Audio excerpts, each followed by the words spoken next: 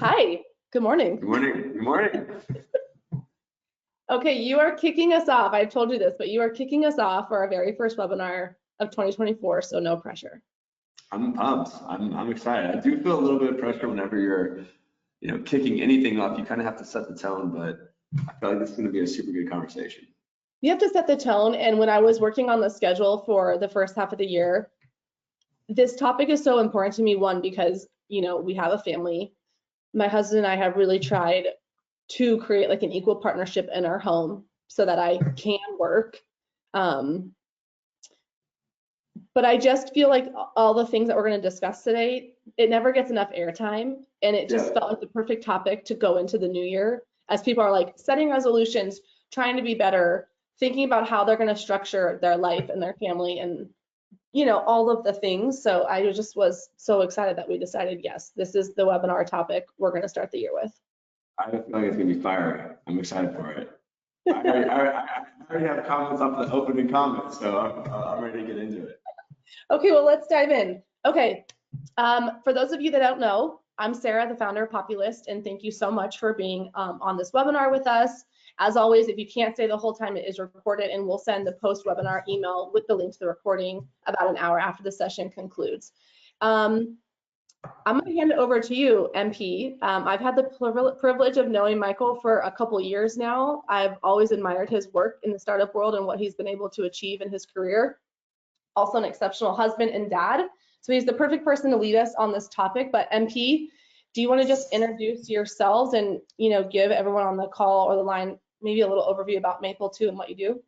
Yeah, absolutely. Well, obviously, always interesting to have a two-way conversation and not see the people who are listening to this whenever they do. But thank you, Sarah, for having me. The Maple team is super proud of the work that you're doing at Populous, and anything that we can be closer to you on, including this podcast, we're always super humbled by. As Sarah mentioned, first and foremost, I'm a husband to an awesome, awesome girl that I've been married to for a super long time. We've been together for 20 years. Feel really fortunate about that. Probably maybe the greatest blessing of my life is that relationship outside maybe the relationship with my sons. So I have a 4-year-old son, Leander, and a 2-year-old son, Solomon, who I deeply, deeply, deeply love and view as my life's work. I started Maple in 2020 after becoming a father and really kind of leaning into this like kind of reality that our human purpose is to take care of your family. It's to keep our human species alive and well, and wanted to build technology and tooling that tried to, over a long period of time, just make that work easier and maybe even more enjoyable, because I think that, like many things, it is a 50-50 blend of a lot of hard work and hard moments met with a lot of special memories and experiences.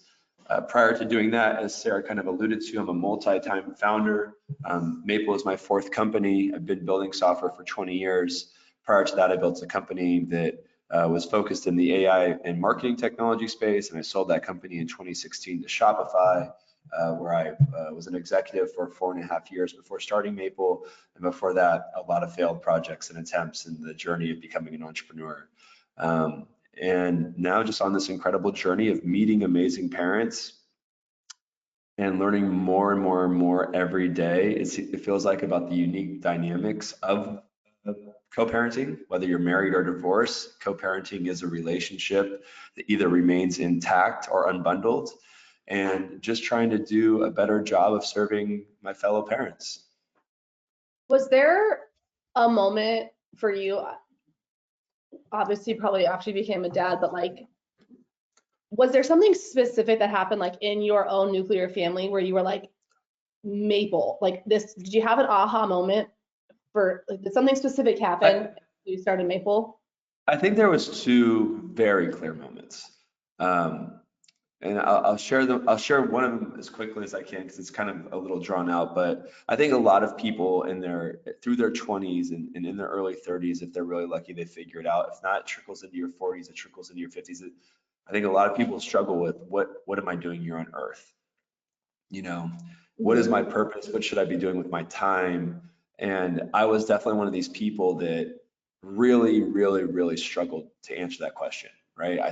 I grew up in a very hard working class family. I always thought like my purpose was to be this great entrepreneur, sell a company, make some good money, you know, strive to be acknowledged by Forbes, strive to be acknowledged by this person, strive to be acknowledged by that person. And then all of a sudden, all those things happen.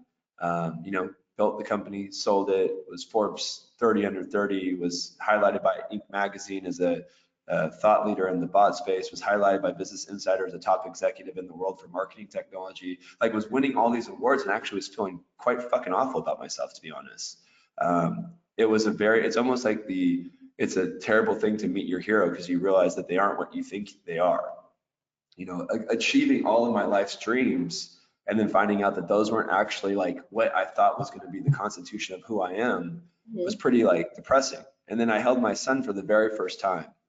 And it's just a feeling that's baked in, like even talking about, I get goosebumps. It's a feeling that is forever baked in of just like looking down at him and just feeling so like incredibly overwhelmed with love and just being like, this is the purpose of my life right now, is to not mess this up. I feel pretty confident I can fail in entrepreneurship, maybe even fail in my marriage, but I can never fail being a father. Like I just am unwilling to not show up for my kids. So I think that moment of like grounding me of like, oh, my life's work, my life's purpose is not building technology for people. Maple is not even my life's work. Shopify is not my life's work, but raising my sons is my life's work, was like the first step of finding clarity of who I am and like where I wanted to invest my time. And then piggybacking off of that, and everyone knows being a new parent is just absurdly hard. My wife and I at that time had been together for 13, 14 years, and we've always been really neatly coupled. And I was going to work, she was home with our son at the time. And I was just like so out of the loop about what the fuck was going on in my household. Like I didn't know I was finding out last minute about doctor's appointments. It felt like the burden of taking care of our son was on my wife's shoulders. Like the doctors referred to her as the caregiver and referred to me as the guest. The whole tone of our life, our house, everything was kind of quickly changing that we now had like very defined roles for the first time. We weren't just a couple. We weren't just boyfriend, girlfriend, fiance, husband and wife. We were parents, and those parents had a job, and that the world expected for those jobs to look completely different. And I was just like, no way, this is not how this is actually, this is not, it was the winning Forbes thing all over again, right? It was like, no way is this the parental experience. As in, so you want to be on the sidelines. You wanted No. I had like this like moment of like, oh my God, this is my life's work. And then society being like, this is not your life's work. This is your wife's life's work. And I'm like, wrong. This is going to be my life's work too. And so I decided like, my mandate at Shopify was, can I build technology to really give a solopreneur the chance to compete with anybody? And so the early versions of Maple was really like, can we build technology to make it easier to be parents together? And can we augment that parental experience so that everyone was in the loop, everyone could participate, everyone had an equal chance to carry their lift and their load? And that's what kind of really started that journey, was just feeling oddly like I wasn't showing up right for my wife, and not because I didn't want to, just like I didn't know how to, and I was being kind of told that's not my job when I felt like it very much needed to be. Yeah, it's interesting how you can unintentionally, like these roles just get created for you without like a deliberate sort of like thought or discussion. It just happens that way somehow. It was the craziest thing. Like I've never felt actually so insulted in all my life. And I still don't know why hospitals do this. I think that I really think that someone needs to write an article. Hospitals set the wrong tone from the very beginning. My wife gave birth to our son. Now, of course, she is the patient. She is the person in the hospital bed. So I do acknowledge that. But I was immediately checked in as a guest. I was a guest to her experience of birthing our son. And every single time a doctor came in or a nurse came in or anybody came in, the conversation was always geared towards my wife. The caregiving recommendations were always geared towards my wife. I mean, I was basically treated like I'm not a part of this process. And mind you, I did not deliver a baby. I'm not trying to take any credit for the process, the experience of birthing a child, but it sets this very weird tone and expectation out the gate that the doctors, the nurses, and everybody's looking at this woman and is like, this is how you care for this child. And not a single conversation was ever directed on me on day one of being a father. Yeah, we had the same experience until this lactation consultant, who I feel like they're like little angels on earth, came into our hospital room, helped me understand how to like nurse Amelia. But she included Scott in the discussion and showed him ways that he could help. And I just, for the first time after I delivered Amelia, I was like, thank God someone is including Scott, because I don't want to do this by myself.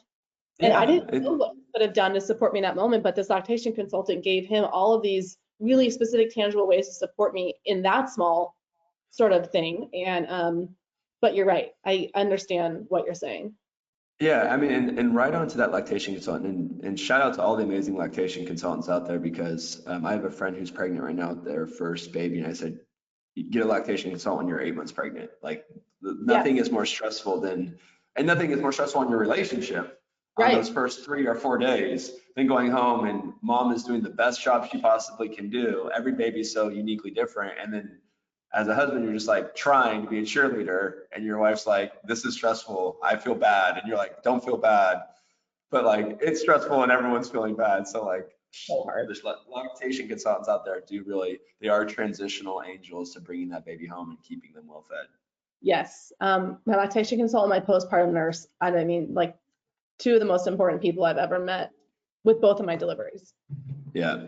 Okay, let's get into like the meat of this discussion. Modern masculinity. Mm-hmm. If no one's really like heard that term before, like how would you describe it in today's society? Or how do you look? I think the way that I look at modern masculinity is we have, most things that we look back on, even in 50 years ago in practice, feel absurdly outdated, right? Almost nobody in today's world would think about starting a company without an email address. And even 30 years ago, that seemed like bizarre, Right. right? The role of a man and the role of a father, in society's eyes, maybe one of the few things that looks exactly the same in the society's eyes today as it did 50 years ago, or 100 years ago, or 250 years ago. And the reality is that the modern day man, the modern day version of masculinity, in my personal opinion, even if we take the root form of what it looked like to be a man participating in a family, as being a caregiver and a provider, and the shift in today's society and the shift in today's world is less about hunting and more about emotionally providing and making yourself available to your family and showing up for your family in a very newfound way, right? Most men in today's society, most adult men in today's society, don't look at their father as an emotional support system the same way they look at their mother as an emotional support system. And I think in today's modern world, that's a role that more men need to step into and participate in, making themselves available to their children, but also making themselves available to their spouse. And that to me is what I think of when I think of redefining the needs, are a more modern day approach to participating in your household. We talked about this a little bit on our prep call, and I keep coming back to it. And I think about like my own husband and his dad and what that relationship was like, and the role his dad had in his family and the role Scott now plays in my family. But if the sort of like emotional availability and support wasn't modeled to you, like there's clearly a generational shift happening with like millennial parents, but if that wasn't something that was modeled to you in your house from your own dad, and I don't know what it was like with your dad, but what would we say to someone who just doesn't know what that looks like? Like, where do they start if they're like, I want to be that for my kids, but I don't even know how to be that? What do we say? Well, first off, I think I had a great dad. I think my dad did his absolute best to be there for my family. But again, it was in his version of being there for my family. My dad was a workaholic.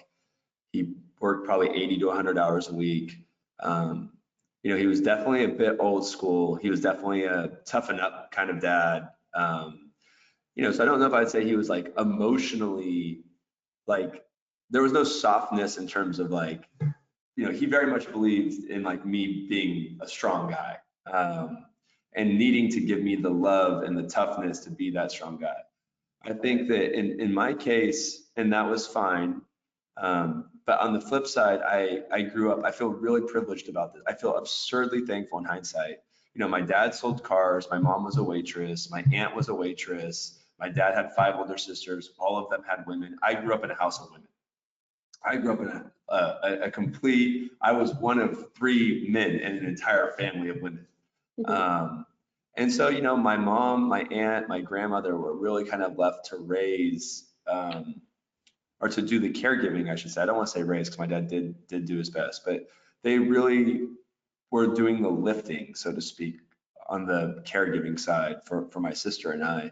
And I think the exposure to what they needed, and the conversations that I was very fortunate to have in terms of the coaching and guidance that they provided me at a young age, in terms of what showing up looks like for your family. My family was very forthright that showing up is more than just being there, like physically being there. Showing up is hugging, kissing, loving, exposing yourself, being sensitive, being emotionally available. And that was just like how my household operated, at least with the women in my household.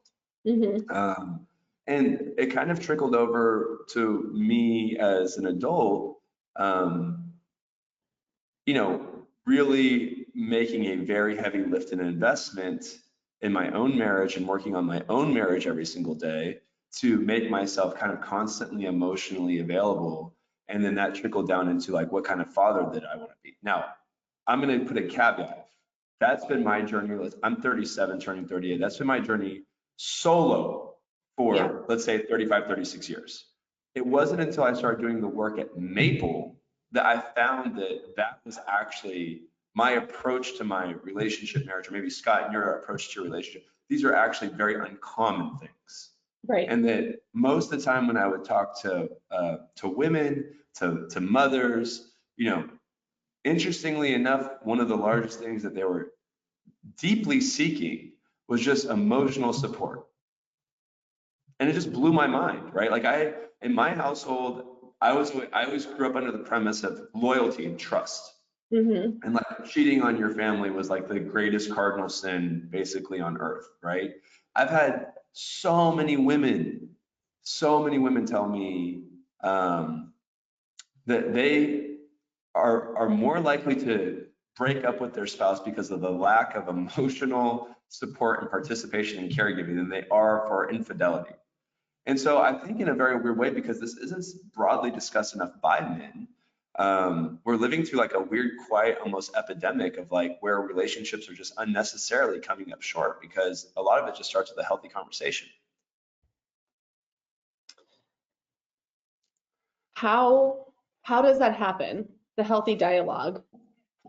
Do you have, like, I have so many thoughts about this, I'm trying to like articulate them and be really specific and concise. And sorry, I just gave like a crazy long-winded answer, but like went off the deep end there. It's just that, I think that, so first of all, I really have changed the way I look at relationships.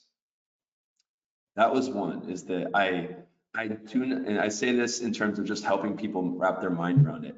I do not look at my wife as a barefoot and pregnant 1950s homemaker wife, right? I look at my wife as a life partner that we are in a business relationship with to construct and build the best life possible for ourselves and our family.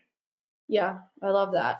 And so just treating my wife equal to the same way I treat my business colleagues and my business partners has been the craziest life hack on earth, right? If I treated my business partner like a 1950s housewife, we would never, my business partner and I have been building 4 companies over 20 years. We would have broken up a long ass time ago, right? Because that mental model of thinking and viewing somebody in a boxed in job or a boxed in stereotype, A, doesn't give anyone the room to be who they want to be, and B, it creates a weird shift in the dynamic of your working relationship, right? So my wife and I are 50-50 on everything. I talk to her about Maple. She talks to me about her projects. We take business meetings together. We make decisions with our kids together. We make, like, it has to be a partnership. And a partnership means that the same way people do check-ins with their business partner and end of the week recaps with their business partner, and sprints with their business partner, and alignment meetings with their business partner, that equal footing and respect has to be provided to your life partner. Yeah. So I think part of the conversation is, how do you view your significant other? That's one. Mm-hmm. How do you view this person, right? Or is it Betty Homemaker and Ken, and like this person in your mind is supposed to be doing X, Y, and Z things, and this person in your mind is supposed to be doing, and that's it? Or is it like, we are in this shit together? When I'm bad, we're bad. When I'm good and you're good, we are good. Right. Like, and how can I help you but keep our business running? And how can you help me keep our business running? Yeah, I feel like when Scott and I are not in sync, everything else feels like terribly out of order. Shit. It feels Oh, awful. shit. Yeah, it feels awful. And so, like, you know, I think that just one is, so again, I've been obviously very terrible this morning on answering your questions. They're long-winded, and I'm sure if anyone's listening to this conversation, they're like, holy God, this guy's a nut job.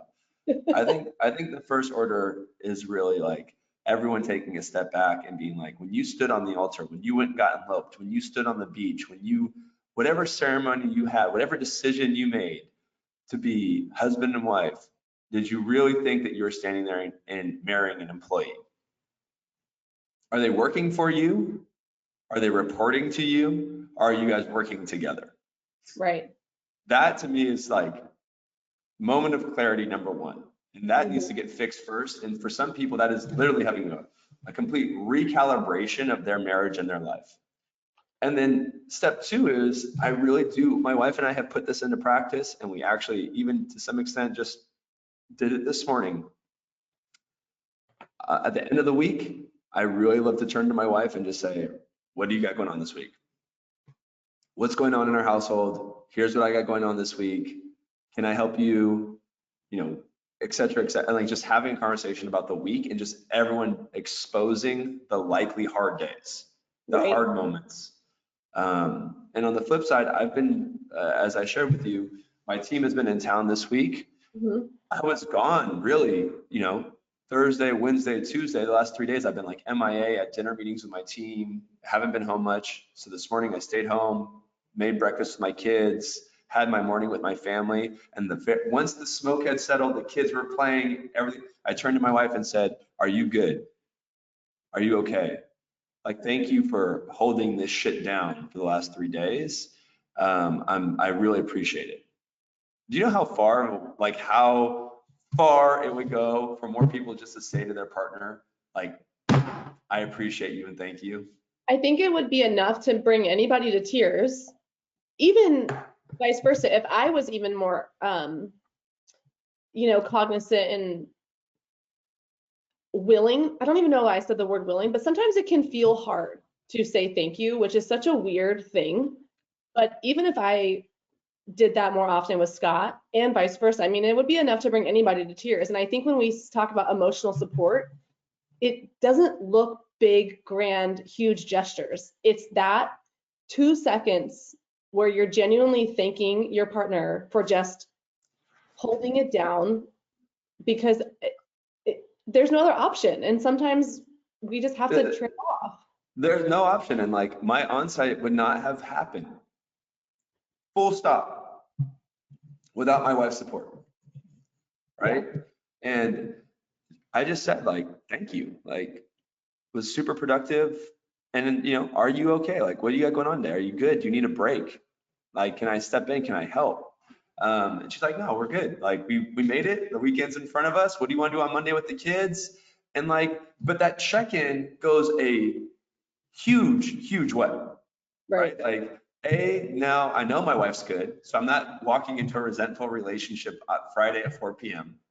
B, my wife feels appreciative because I acknowledge the fact that like she just did a shit ton of work for our family. She held down the fort. She put our kids to bed every single night. She kept them fed every single day. She took them to school. Like, she held down the fort, straight up, full stop. And like, I don't take that for granted because I'm a participant in our household. So I'm very well aware of the mental tax and physical tax to not only keep yourself going, but to care for a 2-year-old and a 4-year-old. And I'm just like absurdly thankful right now that my wife was like cool about it and like did it and handled it. Webinar and just send it to her and be like, just so you know, you've already heard it, but he really appreciates you. I honestly, I am so overwhelmed with gratitude with my life because I have a really good partnership. So dialogue is equally as important. We've talked about that, and trying to create open lines of communication. What are like 2 or 3 tips that you would give to someone if they're like, hey, Michael, I'm really trying to work on this. How can I create open lines of communication? Like, what are some things that you might recommend to someone? Well, listen, I think that, and I really do believe this, back to the business partnership piece. When it's me versus you, it becomes like really difficult because no one likes to feel attacked. Nobody in any situation, right? Even when the other person may deserve to be attacked, like when they're just not showing up, it just makes a very challenging conversation, not to start it, but for it to be meaningful and successful to move the needle, right? A lot of people actually give up on conversations because they've tried in the past and nothing has happened. Nothing has changed, right? And I think that oftentimes the reason why those conversations go nowhere is because it typically starts with, these are the things that you're doing wrong, and the person, because no one likes to ever admit that they're wrong. I don't care who you are. No one likes to say, I'm wrong. That person instantly goes into defense mode and is defending themselves that they're not wrong. Right. So I think that, hey, it's not just about starting the conversation, it's how you deliver the conversation. Yeah. And I think that oftentimes the delivery is, and I've gotten better at this. I really actually think that this has been one of the areas of my own personal improvement. I used to go to my wife and say, I wish that you would do this. I wish that we could do it. And it's like, I've started with saying, I'm going to be super honest with you. I am really struggling with this right now. I'm struggling with this. And here's what I deeply do believe, Sarah, is that even if time has passed and people feel like the honeymoon period is over, it doesn't matter if it's 5 years, 10 years, I'm on almost year 20. It hasn't always been rainbows and butterflies over 20 years. But what I do know for a fact is that my life partner cares for me on a very, very, very deep level. I'm the father of her children. So if I'm going to her and telling her I am struggling right now, not attacking her, but telling her I am having a hard time with X, Y, and Z things, it is almost always met with, how can I help you get through this? Right. It creates a significantly better dialogue, right? So first and foremost, I would say to anyone that's listening, it's a strategically great thing in terms of breaking the ice. I'm not starting with, I wish that you would do X, Y, and Z things, but starting with I'm really struggling with these. And my wife has now started with, I'm really struggling keeping up with some of the housework. Versus, why the fuck aren't you doing the dishes on Wednesday? Right. Yeah, it changes the dynamic of the conversation entirely. Full stop. The second thing is building good habits, right? So most of the time that those conversations start, it's because some sort of straw has broken the camel's back. You've waited way too long, right? The housework has gone, the partner has been unsupportive on the housework for not just weeks, months, right? And all of a sudden the kids are going ape shit in the background, and it's like, boom, you're not doing this, I need help with this. And it's like, whoa. Super not good, because now you're in massive attack mode, right? And so what happens is that those conversations only come at points of tension. So it's coming at a point of tension and it's an attack. What we really need to do is to A, take ownership of where someone is struggling, and B, get in the habit of, both on the highs and the lows, having a consistent dialogue and conversation about what can make our partnership better, right? So for a long time now, my wife and I, every Sunday, we have this conversation. Sometimes we're sitting at the dinner table after our kids have gone to bed. We're having a very intimate conversation. Sometimes we're dead ass tired. We've put our kids to bed. We've army crawled into bed ourselves, and we just turn to each other and be like, we're beat, but we're checking in. We're tired, right? No more talking. And no more talking, but at least there's some acknowledgement that we're both super tired, which means that we are leveling the playing field, that we're both in the same spot. And now we've kind of, again, try to fold our own children into this mix. As I shared, we just started this last Sunday. We're at the dinner table. We just all, as a family, our 2-year-old, our 4-year-old, my wife and I, aligned on what were our 3 goals for the week, right? And we touched on, my sons were very proud. They said, we need to eat a more nutritious meal. My kids have been having kind of too many treats lately. So a more nutritious meal. My son said, we gotta stay hydrated. We gotta drink more water. And we have, unfortunately or fortunately, depending on how you want to look at it, 2 children that get up before the sun. And so their goals this week were to sleep till the sun came up. And then my wife and I shared our goals with our children. Right? And I think we are working right now as a team to get through life, because I don't care who you are. I don't care if you're a man or a woman. I don't care if what color your skin is. I don't care what your sexual preference is. I don't care what your religious beliefs are. I don't care what your economic class is. For some people, life is easier, but for everybody, life is hard. Everyone is dealing with a problem. Every single person on earth is struggling with something. Mental health, physical health, emotional, like whatever it is. I don't know anyone who's skipping through life problem free. Not one. And so that means if you're acknowledging that, that means that at some point in your own household, the people that you love the most are struggling. Right. And if you really want to show up for your family, if you want to be the man of your family, that means it's not going and hunting an elk. It's not going and working in a factory and bringing home a paycheck. It's not, whatever. You know what it is? It's showing up and helping those people get through those hard moments. That's my job to my family. Right. My job to my family is not just to pay the bills. My job to my family is not to make sure that they're fed. That's part of the job.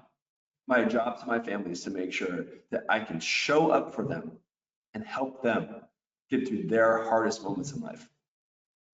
How do And you when I'm see? gone, I'm hoping that my sons say that my father helped me get through my hardest moments of life. I hope that that's how they remember me, as a man that didn't just go make money, but a man that helped them as men get through their hardest moments of life. I think they will. I'm gonna die trying. It is literally my life's work. Well, I think it's a really important mission. So thank you for what you're doing. How have you seen Maple help families with not just like their physical task load, but the emotional piece? I think that, because people don't want to acknowledge this, but we've brought it up in a lot of different ways. Communication is a very challenging skill set that most people don't possess. Right. Most people don't have this great ability to articulate or the experience to ease into a conversation. Like, communication is a powerful skill set, right? And in a weird way, there's, I think, a couple things that Maple does. One is every parent as a whole, I deeply believe this, struggles with being organized. And that's because they are trying to balance way too much shit, right?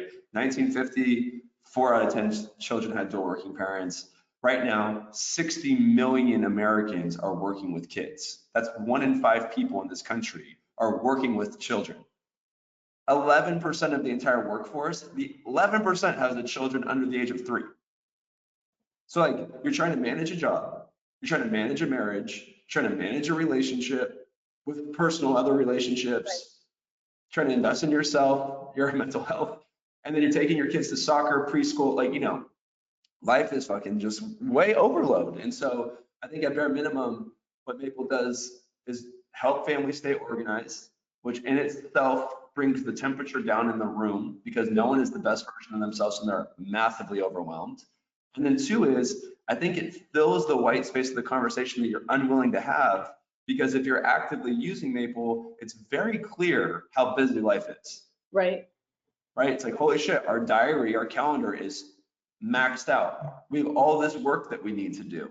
And exposure is what we're ultimately trying to create in a conversation. when we're communicating to our partner and we're trying to expose what we're struggling with, it's almost always tied to either a workload or just feeling massively overwhelmed. And Right. so I think that the role that Maple has played over the last 2 years, and really significantly with Maple 2 over the last 6 months, is that not only are we a great way for families to collaborate, but we're a great way for families to create exposure in their household. One of the things that Scott and I did a couple years ago, and we still do it now, is we made like this very long list. This was like before even Maple came out, of all the things that we do. This was even like before kids, all the things that we do and have to do to like run our house. And we basically put our initials next to the ones that we like to do the most. And it was so nice because all of a sudden he's like, I love using my girl. And I was like, great, I hate cooking. I will do the grocery shop if you do the cooking. And he's out, and maybe now on the Traeger, he cooks more than I do. But it's one of my least favorite tasks because when the kids come home from school, I feel like they're dysregulated as it is. And they're both looking for me to give them some type of emotional support and just like decompress.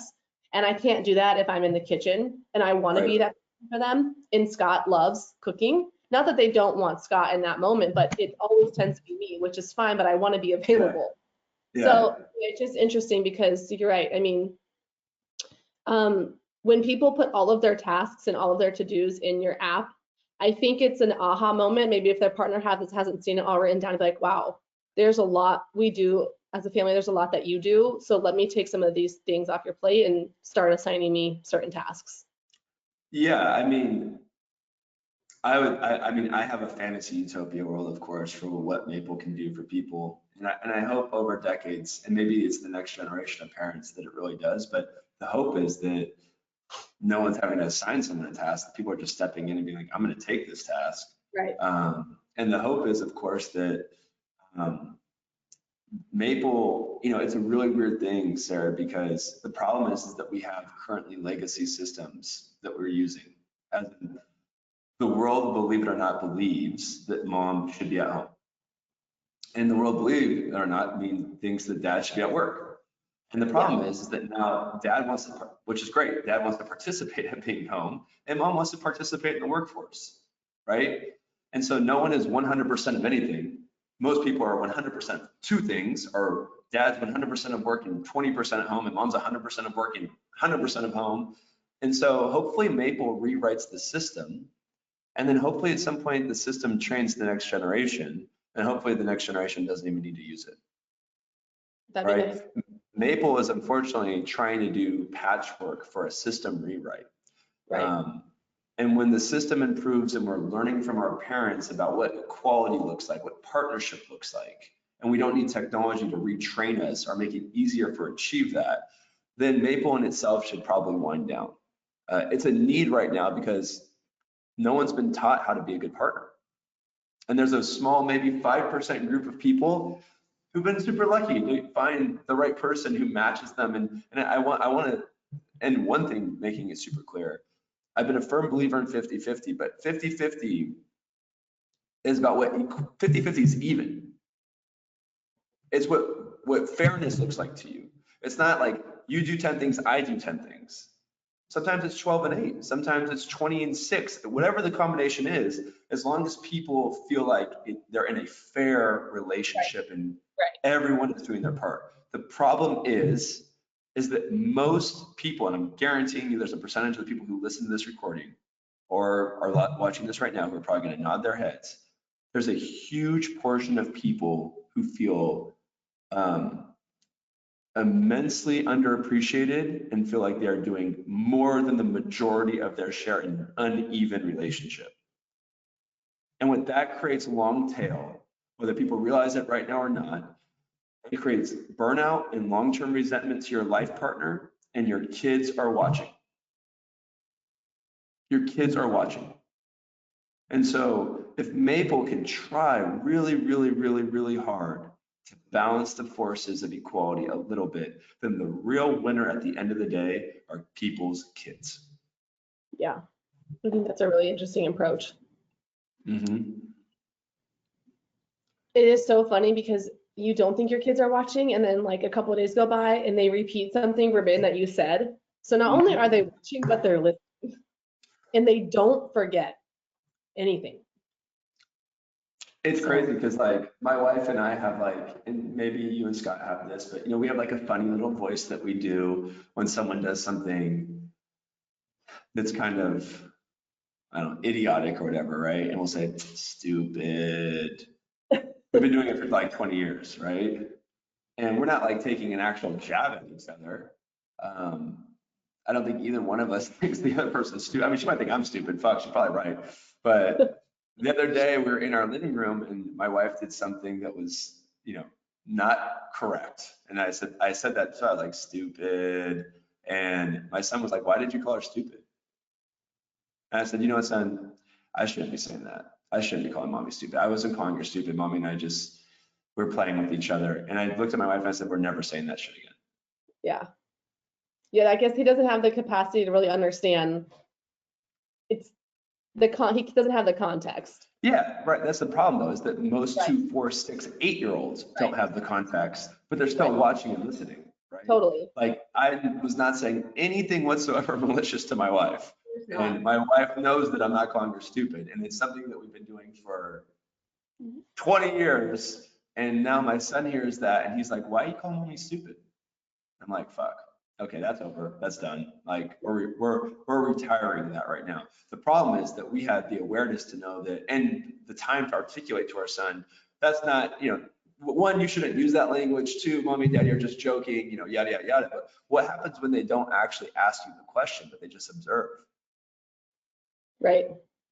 And that's what's actually happening. Going to school. They're going to school, they're, so on and so forth. But like, what's happening when, like, every single night, wash my kids and sing to them in the bath. Every single night that my wife and I have an evening routine. But it's like, what are they observing also when like daddy's doing nothing inside the house? What forms are, what feelings are they shaping? What models are they building in their mind? Yeah. Right? And so it's like, it's so interesting too, and I don't know if it's like this. You have 2 boys, I have 2 girls, but when Scott doesn't do something that I expect him to do, and I immediately go to, oh my God, our daughters are going to think this is acceptable behavior in their partner. And this is like pretty rare, but I go to like extreme. And no, I think it's great. So that's like where my think it's great. Every time there's a behavior or, I'm always like, I don't want our girls to think that this is acceptable behavior in their future partnership. Why is that bad? This is what I'm saying. I think that this is the conversation. Right. It's like, if you saw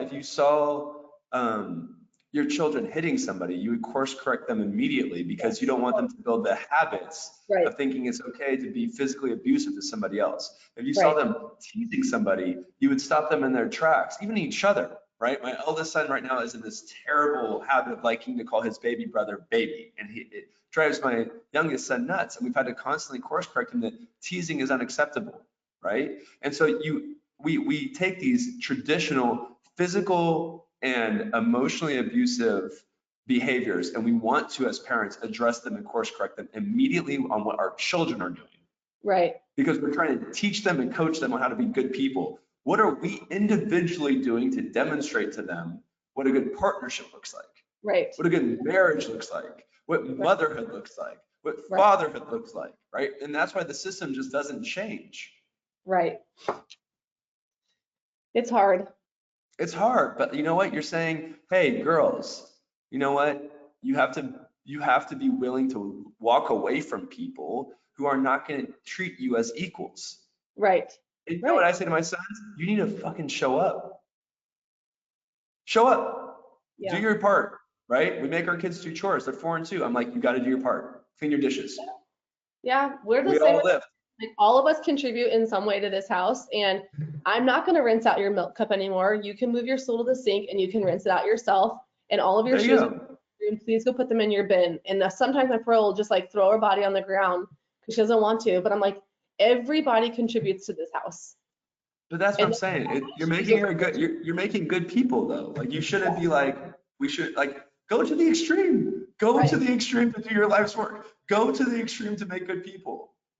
Like, I don't fault that. People will go to the extreme to diet. People will go to the extreme to work out. People will go to the extreme to get healthy. Go to the extreme on your kids. Yeah, I love it. Okay, we're at time.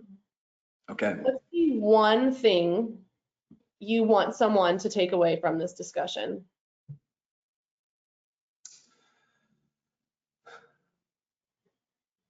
One thing I want someone to take away from this discussion.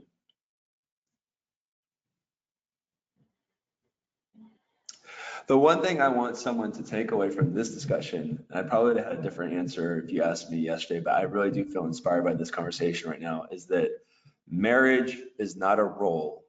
Marriage is a partnership. That's the one thing I want people to take away. You're not in a role, you are in a partnership. And it's incredibly important that people have the courage to build great partnerships. Especially with kids.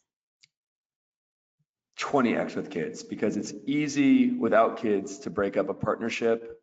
It's that people forget that the product of your partnership are your children. Right. That's the product. You're operating a business. You and your husband or wife are co-founders to that company, and the product that you're producing is good people. Yeah. Go to the extreme with your kids. Go to the extreme with your kids. You will have zero regret going to the extreme with your kids. New life motto. That's a good one. Thank you for everything and for your time, for what you're building. Of course. Thank you, Sarah. I appreciate being on. Yeah, absolutely. It was an honor. And like I said, we will send post-webinar notes with resources, links to sign up for Maple, and a link to the recording. And yeah, I hope you have a great start to the new year. I hope you have a good start to the year. Let's make 2024 the best year yet. Let's go. All right, talk soon. Bye, Sarah. Thank you.